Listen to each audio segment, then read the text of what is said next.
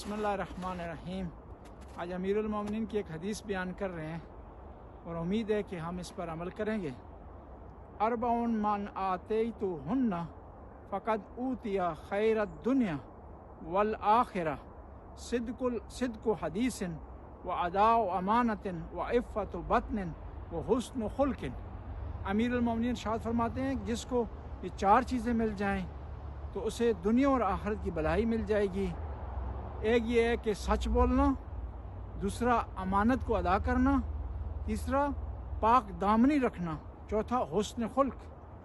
صدق کی حدیث ہمیشہ کوشش کریں سچ بولیں، حتیٰ مجبوری بھی ہو پھر بھی جھوٹ بولنے سے پرہیز کیا جائے، حرام ہے جھوٹ بولنا۔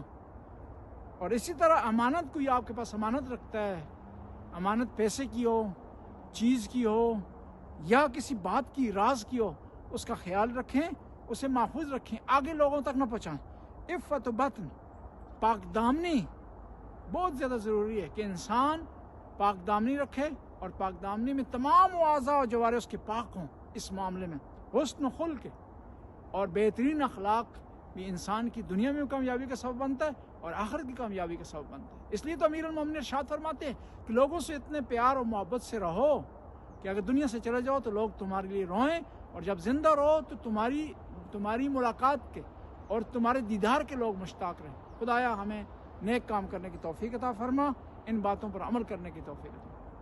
اللہم صلی علی محمد و آلہ۔